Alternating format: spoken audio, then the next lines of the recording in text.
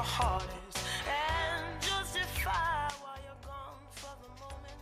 I tumble sometimes looking for sunshine, and you know this is right when you look into my eyes. You show me love, you show me love. Happy Monday, beautiful people. Welcome to LoveBabz, LoveTalk. I'm Babz Rawls-Ivy. It is a bright, sunny day in the Elm. Not a cloud in the sky. Well, there might be a cloud in the sky. It's been a tumultuous couple of days. Good news, bad news, all the news.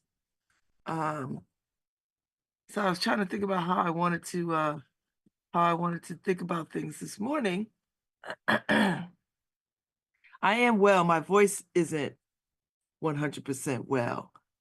But I'm well. Like, I feel good, so I don't feel bad like I felt last week. You know, I have this severe dairy allergy, and it can wear me out sometimes. But I will say this, the times that I've been sick in the last several months, I have not lasted weeks and weeks, you know. So, but that's fine. I'm up and about and in good spirits and in good health. So, I'm just saying. So good morning. Good morning. Good morning. I got a couple of things I wanted to talk about. And good morning, Harry. Good morning, Paul. Uh, First of all, I couldn't get my keyboard is a wireless keyboard, and sometimes it doesn't want to talk to the desktop like this morning, which is rare. Usually syncs up and it's fine. But this morning it was just being janky. And I don't know why. I'm not a tech person. So usually I just kind of coddle it along and it shows up and acts right. So there's that. Um,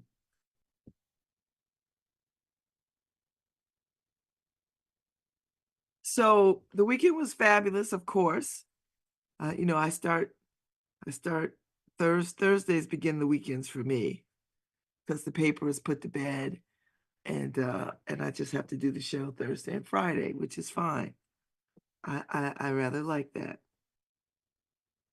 So last Thursday I went to see Long Wharf Theater's production of Arthur Miller's play A View from the Bridge, and it was done at the Canal Boathouse, which was the perfect backdrop and the perfect venue for this play. I don't think we could have chosen a better place to do this thing. We couldn't have built a better set to make you think that we were on a real wharf and a real dock and there's real water out there and ships, because that's what it was. So it was really, really nice. Beautifully done. Somebody I know from Facebook, Virginia Dewberry, author, her and her husband came from New Jersey to see their friend who was the lead, who played Eddie in the play.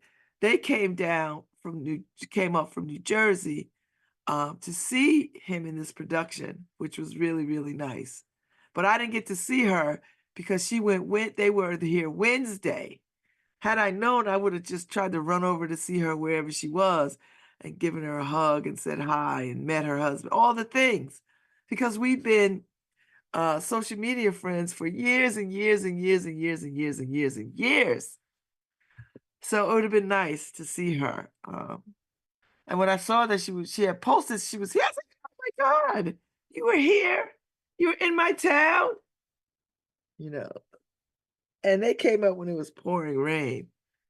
So they saw the show and then they went right back to Jersey. But it was nice it was nice that she was in my town, even though she didn't get to see the town because it was raining like crazy. Hopefully she'll be back, you know, because I wanted to know. She does jazz down there in Jersey at a club. And I wanted to know we have good music here too. Anyway, so that was Thursday. Friday was Allison Regis's birthday. Happy birthday. She had a good time. her beau threw a little get together with friends. So that was nice for her. I think she had a good time. And then she went to an Airbnb with her girlfriends, I think from college or something. And so she got together with them. I went to Tony Ligon's retirement party at Terminal 110. You know, the room was crawling with deltas. Deltas for the eyes to see. Waves and waves of deltas and other people. So that was a good time. I hung out there for a little bit, got to see her, got to talk to her, took some pictures, bought a ridiculously expensive 2 fingers of Black Label. That was just outrageous. And met up with someone. Allison Cunningham introduced me, email introduced me, text introduced me to Sophia, who is new here from Connecticut, and she came to Possible Futures, and Allison was there, so they connected. So I think they're going to be, because they're in around the same age cohort, so they connected, which was really, really nice. I love when people come to this town. They have similar stories about how they came to New Haven. Allison is thriving here, so I hope Sophia will thrive here. So that was my Friday. I worked out on Friday. So if you've seen the videos, I did some really, really hard things I'm very happy about. Saturday night, I went to New Haven Theater. Well,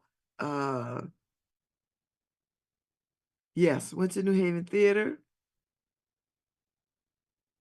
Before that, though, the Greater Waterbury NAACP was celebrating Women's History Month with the the campaign school at Yale. So Patty Russo and company.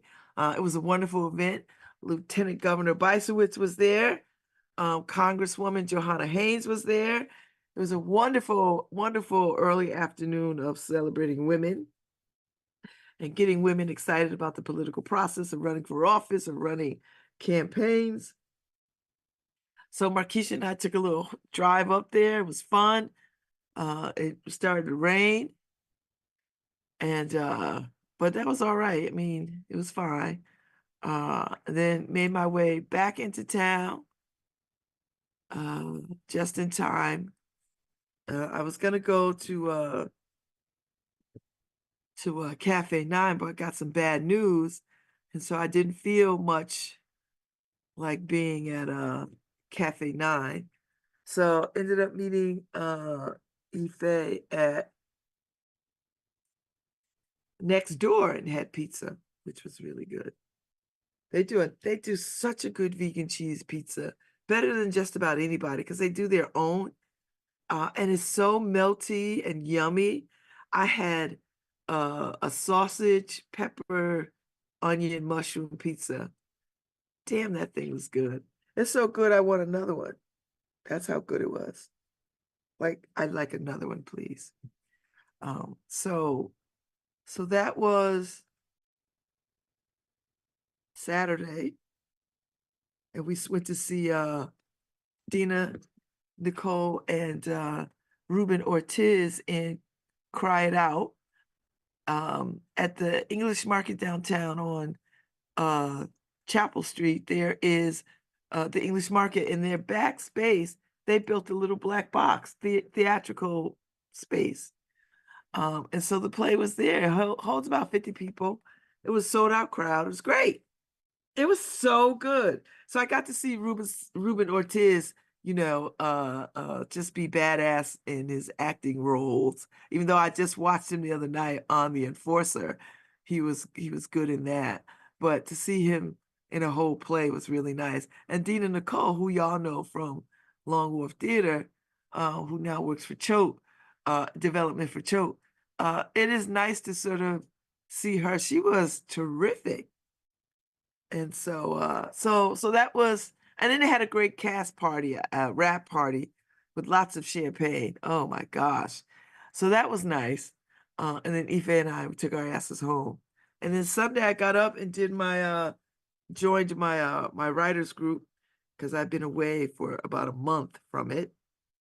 And so have not been able to join. But I joined Sunday, which was nice. And I was home all day, didn't do anything, didn't go anywhere.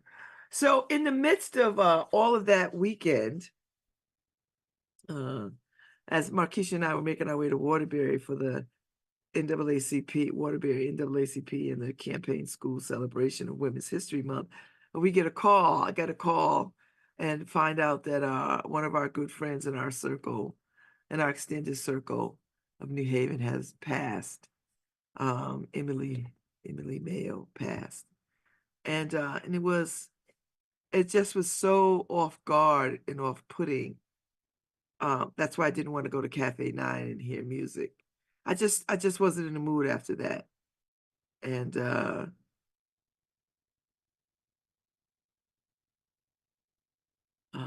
it was challenging. It was challenging. Emily is our friend, and we've worked on projects with her.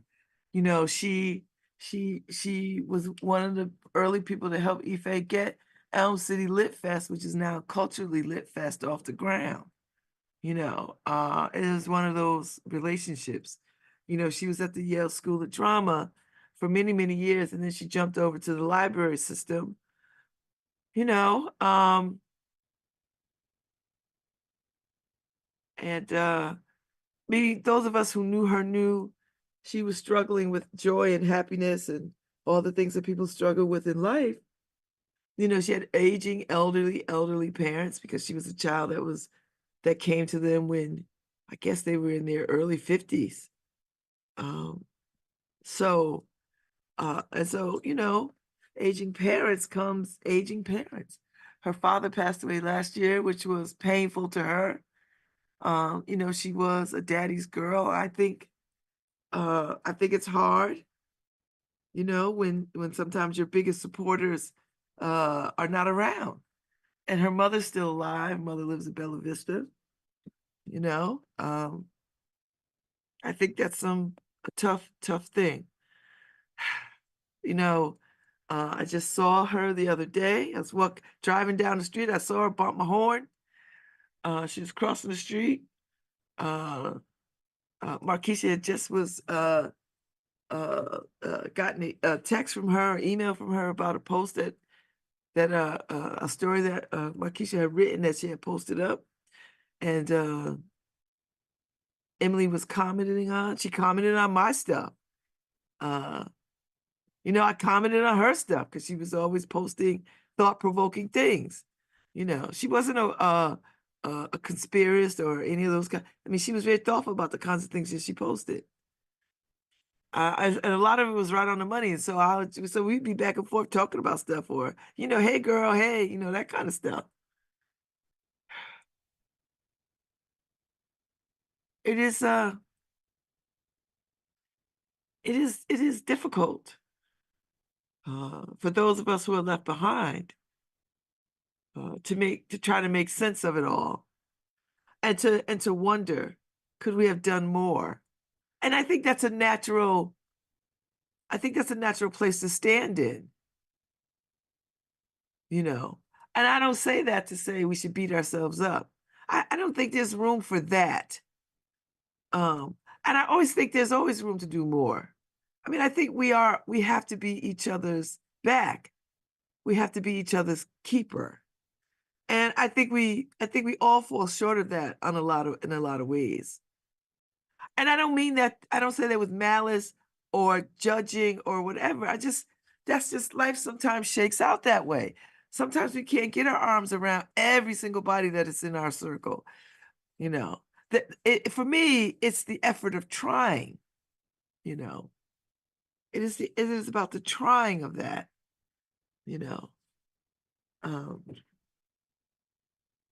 I mean, we all knew she was sad, and a deep, pervasive sadness. And we all know people who are sad, and we never think, oh, they're just gonna, go somewhere where they can't come back from. It's painful. And I think we're supposed to wrestle with our feelings and our emotions about how somebody does it. I mean, yes, I'm mad at her, because I just feel like you have community. And I get it, because when you go down that slippery slope into that dark space, you feel like you don't have community, and you feel like nobody understands what you're going through, and you just feel very all alone. And when you lose a parent, you are immediately thrust into a state of being an orphan. That's the truth, as I see it anyway. So it's important that, the circles that we are in, the spaces that we occupy, and the people who occupy them with us, that we look them in the eye and pay attention, that we listen, that we open ourselves up to the real possibilities that they might be struggling. And I know no one has the capacity to do this for all people. I get it. I understand that. As someone who knows a great many people and cares deeply for so many people, and I do, I honestly care about people. I don't get tired of small talk with people. You know how I know people who are like, oh, I hate to go to things where I have to like have small talk. But small talk is saving grace. I mean, if people could just change their mind about the way they position themselves and talk about things, that we could absolutely be better humans in the world. If we could just change our minds and the way that we use language, you know. Why do you hate small talk? I think small talk is some of the best talk that you could have with people. It's social in its execution, you know. I don't mind sitting and talking with people about the weather, about the Steelers. They're going to get Russell. I don't mind talking about uh, Beyonce and country music and her roots of country music. I don't mind that. But I also can talk about Ukraine and Gaza and Israel and the Congo and Sudan and Ethiopia. I could talk about those things with great clarity and understanding. So I don't mind small talk. For me, the opportunity to interact with people is the goal and the gift. To interact with people, to know that I'm alive and they are alive. That is the point. That is the point. And if we cannot extend grace of small talk to each other, how are we ever going to have the bigger discussions about things that are of uber importance? How do we even get to those conversations? And I get to them rather quickly because I know how to direct a conversation to get into depth. Because I don't dwell in small talk. I use small talk as a tool to get to the depth of people. That's just how I am because I choose it, because I care deeply about people's story. I care deeply about what is going on with people that I meet. And I'm always asking people, how you doing? I asked my boss twice in a sentence in a conversation. He's like, "Why do you do that?" I said, "Because sometimes when I ask this question, you will blow it off, and you don't think that it's worth answering with the real answer. So we'll talk a little bit more, and I'll circle back around, and I'll ask the question again, and that'll give you opportunity to really sort of say, 'Oh, this, and that, and the other thing.'" And you know what he said? He said, "I thought that's what you were doing." And then he goes on to tell me what he's really up against. Do you understand what I'm talking about? Like people will tell you what they're up against. But if you dismiss small talk and then don't circle back around to inquire, then you'll never understand or get to the heart of what is going on with people. And it's all right to ask people if they're okay. And most people don't want to say if they're unhappy because they think that they are taking up your time or you're not interested or they have themselves not figured out what ails them. And so we as humans and people of faith and people of good temperament and goodwill, we can gently inquire and tease out some conversations in people so that maybe something can be lifted. I like to think that I walk the world as a living, breathing altar. I don't mind when people tell me things because I can hold them. It's not an inconvenience to me. And I want to, people think that, people will say this all the time. Oh, and Ife loves to say it. Everybody thinks Babz is their best friend. I'm not insulted by that. I actually think it makes me feel like I'm a decent human, that people can feel comfortable enough to tell me something. It doesn't wear me out like it would wear out some people. Because sometimes when people tell you stuff, it's not for you to do anything. Sometimes people tell you things about what is going on with them. It's not for you to solve or fix. You know what it is? It is for you to just hear it, to just hear it, and not try to piece together an answer or a solution. Sometimes, 90% of the times, you just have to hear it. And then when you go away from them, you store it somewhere in a prayer for them, and you don't have to carry it either. That's the point that I'm making. We have got to be for each other in ways that we are not for each other. I care deeply about people. I've always been that way. I'm not going to change. It's just not going to. If people think that I'm their good friend, it's because it's true. I want them to believe that it's true. And so when people want to spend time with me, I understand it. I don't get annoyed.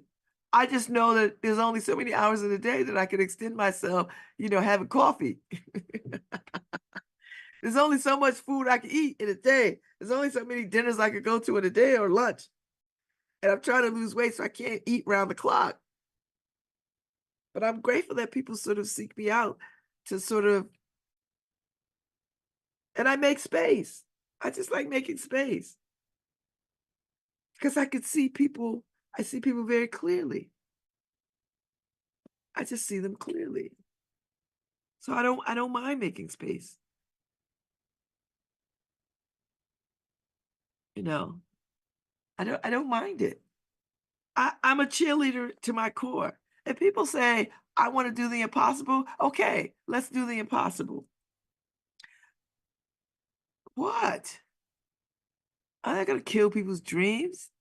I don't want nobody to kill my dreams. And I know what it's like to have people kill your dreams. People, when you suggest something and people go, oh, da da da da da, no. Oh, you can't. Oh, you shouldn't. Oh, it's already been done. Was that? I don't surround myself with those kinds of people. So I don't want to be one of those kinds of people. So if somebody says I have a dream, I'm like, all right, let's lay some foundation for this dream. Who we need to talk to? And then I start going through my mind. Okay, my mind is sharp. I got a Rolodex in there. Like, all right, who do I know in this arena that can help build a foundation for this thing? That's it. That's the that's as good of a solution I can give somebody. Let me point you in the right direction. And that's it. Let me point you in the right direction. We could just be better humans.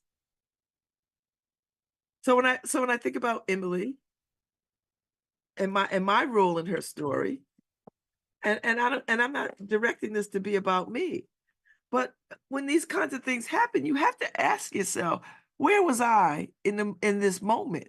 Like what was going on with me? What happens to me when I hear this? You know, was there some cues that I could look for the next time? When I'm talking to someone and I sense that they are going through, you know. Yes, Helen Calder. Small talk is the gateway to deeper conversation. That's why I don't understand why people shun them so. I love a cocktail party because cocktail parties are the best places to have all kinds of conversations about people. You learn stuff about people when you at a cocktail party, and the conversation is light and fluffy. Light and fluffy is good. I don't think we do enough of it because light and fluffy builds trust. If I could sit and listen to you talk about your grandchild and the amazing things, and everybody's grandchild is amazing, right? I don't have any grandchildren yet. Not looking for any yet. My children are still figuring themselves out in the world, which it's a beautiful thing to see. And I don't think they're particularly keen on bringing children into the world just yet. I think they all have the desire down the road. But, you know, checking in with people is just that. And every conversation does not have to be, Camp David. You know, every conversation is not going to be Camp David, but some conversations could be, you know what, how you doing over a martini or a glass of wine, checking in with people, or people telling you their celebrations or what's going on with them, or a little bit of gossip. And I don't mind a little bit of gossip, not that hurtful, let me just ruin people's lives gossip. Not that. Gossip like, "Ooh, girl, so and so is up for this promotion. Do you know? Who do we know over there? We can make a phone call. Make sure she get that job. Oh, girl, so and so is working on this project. I cannot wait. I can't say nothing about it, but she is working on this project." That's good gossip. That's good gossip. Or I hear there's a position opening up over in so and so. Who do we know that we could send over there to get that job? That's good gossip. Not, oh, so and so husband is blah, blah, blah, blah. That's not good gossip. That's painful. And I don't like to bear witness to that kind of pain. If you got a cheating husband, your secret is safe with me because I'm never gonna come back and tell you I seen him doing whatever. I am never doing it. I won't even do it with my own damn sister. Why? Because I feel like if you got a cheating husband, you damn well know you got a cheating husband. And you don't need confirmation from me. That's just a side note. But there is a such thing as good gossip when you want to hear how people are moving left and right and up and down. If something is coming down the pike that could be benefit to somebody that you could get the scoop on and get people primed and ready to make an attempt to go for something, then that's good gossip. Good gossip. Like, ooh, girl, so-and-so is going to leave her job. There's going to be a vacancy. She's going to go over here and do something else. It ain't public yet, but get somebody ready and primed so as soon as it opens up, they could send their resume, get in there and go have a conversation with somebody. That's good gossip. There is such a thing as good gossip. I love good gossip, particularly somebody like me who likes to connect people to things. I love connecting people to things. That's my favorite thing. Who do I know? You know, who do I know? Who do I know over there? And I like when people connect me to people. Well, you should go talk to Babz. Or I think you would do well to talk to Babz. I like that. Not because it cinches me and people's stuff, but because we need connectors and community to make sure things run smoothly and people get information. Because I'm in spaces that a lot of people are not in. Like I'm in a lot of spaces that people are not in. I'm in art spaces. I'm in some political spaces. I'm in all kinds of spaces that people are not in. And so it makes sense for me to connect people. I love it. I love connecting people, you know. And connecting people keeps you from being isolated. It keeps you from being isolated, you know. We've got to do better. We have all this technology to keep us connected, and yet we are disconnected in ways that we've ever been in the history of the world. All the ways in which we are not connected. With all this technology, we still have a hard time being vulnerable with one another. We still have a hard time telling each other, oh, this hurts me, or I'm pained by this, or I'm bereft, or I'm lonely, or I'm afraid. I mean, people, I could tell you, I could count on my hands how many women I know that are going through cancer treatments by them damn selves because they don't want people to know. Let me tell you something. If I get a cancer diagnosis, and I've had them a couple of times in my life, you damn well know I'm going to be telling everybody who knows some prayer. Like, listen, I don't keep nothing because I belong to this community.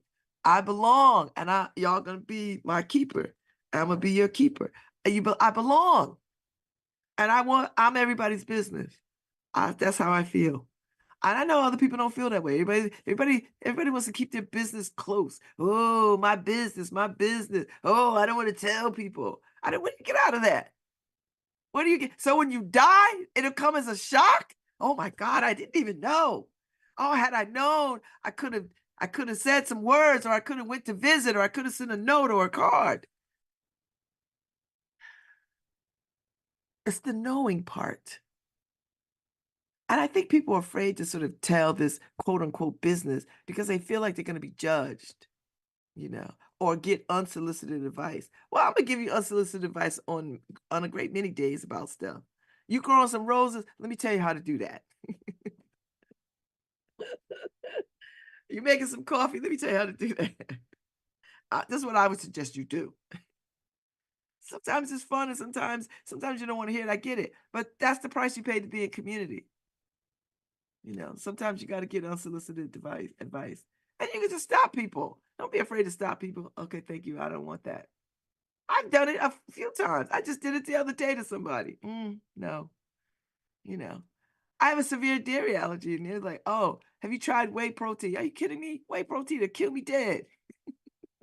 I would, I wouldn't get to a phone fast enough to call 911 if I drank some whey protein. Are you out of your mind? Do you know what whey is? I can't drink that.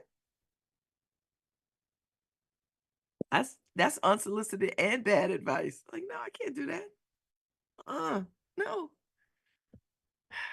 So I'm everybody's business, and my business is out there. I don't care if people are like, "Oh, I could never do that." I know people can't do it. So they sit up in their houses suffering in silence. I'm never going to be that person again in my life. I'm never going to be that person again in my life where I suffer in silence. When I have a whole community of people who could put their arms around me and offer a prayer. Are you kidding me? I get a diagnosis of any sort, I'm telling people. I had a tumor in my head 2 years ago, the size of an egg. I had it removed. I took pictures of that thing. I took a picture of the tumor. I didn't post the tumor in the jar. But I took pictures of my head all swolled up. My kid sitting there with me, you know. I know what it is. I had cervical cancer when I was in my 20s.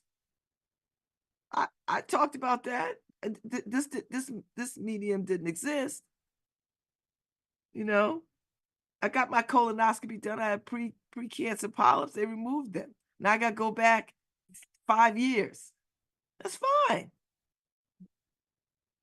And by me saying I went and had a colonoscopy. Do you know how many women who said to me, "I've never had it done"? What? You don't get your ass up on that table and let them go up in there with that scope and look and see what's happening so that 5 years from now you don't have a diagnosis that you cannot cure? Stop it. Have these conversations with people, talk to people, expand your groups, be vulnerable. Vulnerability costs, it does, but the rewards are so great because that's the beginning of freedom. When you are vulnerable with people, it's a level of freedom. You're not hiding. You're not afraid. You are saying to the world, "See me." And in a town like New Haven, we know each other so well. It's just one more step in the knowing. Just one more step. You know, no one should suffer in silence. Tell your story. Because when you tell your story, you don't know who else you are helping when you tell somebody, "This is what is happening to me. This was the signs that made me go to the doctor. This is what was going on." I can't tell you, every time I speak in a space about human trafficking and I tell people that I was trafficked as a child, I swear to you, I always get somebody who comes up who has a testimony. I was just at the Waterbury Links last week, and I was talking about this because they picked up this charge of raising awareness around human trafficking, and they've been working on it for 2 years. And for the last 2 years, I've been reading their PSAs in the month of January because January is Stop Human Trafficking and Sexual Exploitation of Children Awareness Month. And so they've asked me every year to read their PSA, and I happily do it every single day in January. And then this year they asked me to come and speak to their chapter at their chapter meeting. They had a community thing, and I came and spoke. And a woman in the audience came up and said, "I never told anybody this, but I too was trafficked." And they knew this woman. She was in their midst. Like they knew her. They just didn't know this part. And you could see the relief in her body because she'd been carrying this weight of this. Now, she was in therapy, don't get me wrong. She's been in therapy, but you could be in therapy and still be isolated and carrying a great deal of grief, pain, and shame with you, even in therapy. You know, the place where you go to relieve and remove some of that. But if you don't talk about it in the spaces that can help you lift that burden, it's as if you didn't go to therapy, I think. So she stood up. She came to the podium and looked me in my eyes and she said, I would have never told anybody this. I never met anybody who had this experience until you showed up here today. And I was stunned. And everybody in the room was stunned. And she just said she started crying. She was relieved. And she's a social worker. I mean, she works in the field of, you know, bringing children to safety, you know, in the world of social work. That's how I see social workers anyway. And she was relieved. But had I not told that story, I don't know how much longer she would have just carried the weight of this in her life. And I'm nobody. I'm just somebody who showed up who had a story. And I just talked a little bit about, and I didn't go into nuts and bolts of the story. I just like, this is what has happened. And this is what we have to do as a community. And there are people around us right now who might know somebody who this is happening to, or it has happened to, and we're not having these conversations in our communities. And by our communities, I mean in the Black community. I don't know if they're going on in white communities or Latino communities. I dare say they probably ain't. But this is why it's so important that we have these conversations with each other. You know, every conversation is not going to be Camp David. And by Camp David, you know, how the president works out big issues here, invites people to, you know, from around the world to talk about bigger issues or, you know, issues of emerging importance and all that kind of stuff, but primarily peace talks and, you know, everything's not going to be a full-on summit. But you find ways to have these small conversations so you can check in with people. I'm a walking altar. I know it. I accept it. It doesn't bother me. It doesn't weigh me down. It doesn't wear me out. What wears me out is, I think, not being able to be more of it for more people. That's where I get worn out because I can't be in all the spaces all the time. You know. But that's my own personal sense of tired, you know. It's not a tired like I don't want to be doing it. I wish people didn't come to me. I have never said that in my life. I never say, "Oh, I wish people didn't come to me." I never say that. Because I feel like if you coming to me, you coming for a reason. Because somehow or other there's some light that you see coming from this direction that you're trying to get to. And who am I to shut it off? What? It's first of all, it's not mine. It's the light that God gives. So I don't have a switch for that. I mean, I go to bed at night just like everybody else, but I don't get to say to people, I don't want to hear your story. You know. Now there are some people I'm not going to talk to. Just because I don't like them. But there's few people I don't like. Few. There's only a handful of people I absolutely just don't like. You know. And I couldn't call them by name if you asked me to. So I say all this to say that when we are in each other's company and presence, that it's all right to have conversations. It's all right to allow small talk to lead to deeper conversations. You know, it's all right if we follow it to its natural progression. It's all right. I don't know how people are. I don't understand people who don't like small talk. I don't. It's one of my favorite things, you know, to do. and I'm quite good at it. And I'm good at it because I have a mind to be good at it, because I work at it. There's no one on this planet pretty much that I can't have a conversation with in any damn language. And I speak one language. There's all kinds of ways to communicate with people. A smile is a great way to open the door, you know. A smile is quite disarming.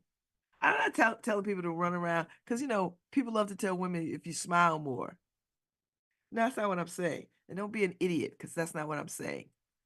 What I'm saying is you lead with a smile sometimes in spaces where you don't know anybody or you might be uncomfortable, you know. Don't furrow your brow. Smile and enter a space so that you are welcoming, so that people feel like, oh, okay, you know. That's how you do it. That's how you tap into your humanity. We have to stay engaged to our humanity at all the time. We should, I think, remind ourselves that we are human. You know, we are human people. We are human being. Humans being. You know. I've been thinking about Emily the last few days, as I do with people who I know who have passed unexpectedly and so shockingly. I think about it, and that's a natural thing to think about what you could have done, and I don't think that's centering anybody in anybody's story. I think that's a natural. Did I miss something? Did I and don't beat yourself up if you're like, I thought about her Wednesday and I should have made a call. Like that's not what this exercise is for. The exercise is not about 50 lashes to your back because you dropped the ball on something. No. The point of personal inventory is, where can I be better in my own life, and noticing the movement of God. And I know some people just don't believe in God or whatever, the creator, Allah. I mean, Allah is just Arabic for God. So knock it off. You know, uh, Yahweh, breath, whatever it is. Where do you notice it in your everyday practical life? And I don't mean just the wondrous, beautiful things that God has created that are in front of us. I mean, everybody can notice a beautiful flower, right? Everybody can notice a beautiful flower. Everybody can notice a beautiful sunset. I mean, you just look up. Oh, look, it's a beautiful sunset. And I know there are not enough people looking at sunsets, but I mean, those are easy. It's hard to notice the hand of God when homeless people are in front of you dirty and with their hand out and begging, and you look away because it makes you uncomfortable. And it should make you uncomfortable because no one should be hungry, dirty, and begging on the street. But yet we have it. And if you cannot look at it, how do you get to solve it? If you cannot look upon it, how do you solve it? It's not enough to know that they exist. It is, you look at them and you see them and you start to feel like, okay, I see them. And then you could go to the next step. What can I do? How can I help? And oftentimes people think big, grand, sweeping gestures are the thing. No, sometimes they're not. Sometimes it's putting a quarter in somebody's hand or a dollar in somebody's hand. And maybe you don't feel safe doing that. So you write a check to whoever is working with homeless people out there to make sure that, they have some money to do the things that they want to do. That's how you help. You sometimes you can't, sometimes what you do in that regard is not immediately going to eradicate the problem. And you got to be okay with that, right? Like the check that you give to the homeless shelter is not immediate. It's going to immediately help those that find their way to the homeless shelter, but it might not help the people who need it right now on the street that you're looking at.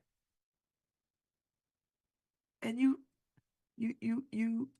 and that's what it is. I think we have to wrestle with these things all the time, and not wrestle ad nauseum, but just not better than a passing awareness. I know people who can't stand looking at homeless people, who just wish they would get off the green, or don't be in front of the theater, or stop being on the streets, or stop being in the high. Well, where would you have them go? And I think we need these reminders. We need these reminders. So thinking about Emily and the things that she cared about, that she did not extend to herself, the things that she loved, that she could not extend to herself. And that's at the heart of all of this, that she could not extend herself the grace that's required. Because I guarantee you, if I would have called her up and said, you know what, this is what I'm feeling today, I know she would have talked me off a ledge. You know, but we can extend grace to sometimes to things outside ourselves. And I had to learn that the hard way. I learned it. Learned it. I learned it. I remember my minister, Reverend Rochelle Stackhouse. She's like, God has already forgiven you. And it took so long for me to sort of internalize that. So I know when people are sitting wherever they're sitting in these moments, contemplating a decision that they cannot come back from, you know, and darkness is surrounding them and they can't hear, they cannot hear. That's when we have to hold tighter. That's when we have to be better humans. That's when we have to work a little harder to connect to each other, and we have to work harder. And maybe that's a chore, I don't know, but maybe that's the price that we have to pay to enjoy the goodness that we all enjoy. Maybe that's the price, that we have to suffer a little bit. We have to work a little harder at extending ourselves to each other. And that's, I don't, it's not a judgment. It's not a judgment. We get wrapped up in judging people. I don't see the point of that. There's some people you ought to judge. Hell yes. Like the crazy ass Republicans and their foolishness. I'm judging you harshly. Like I'm Samuel L. Jackson judging you harshly. But that's a horse of another color. That's not the judgment. I'm not talking about that kind of judgment. I mean, those kinds of judgment are definitely necessary. I'm talking about, extending grace where grace is needed. Extending grace, and we all could do it. And we all do it on some level in small doses. Let's amp it up. I don't want to lose another Black woman like this. And I have a mind to do something about it, but as best I can. I started having conversations already about what can we do? How do I get my arms around more Black women so we are not in these spaces where we feel isolated and alone? And how do I do that in the community in which I'm in? That's it. I'm in this community. How do I help this?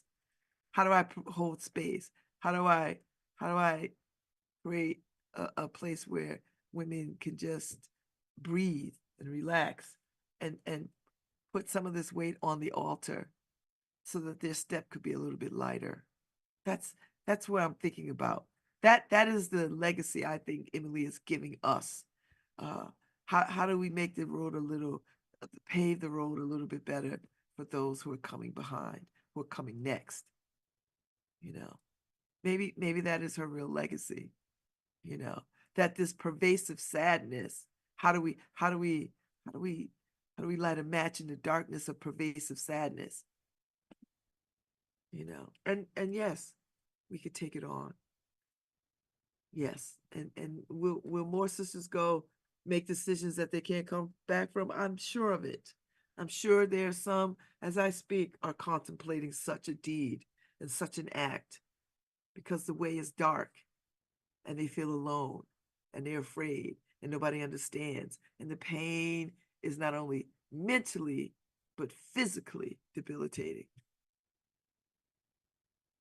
I'll be back.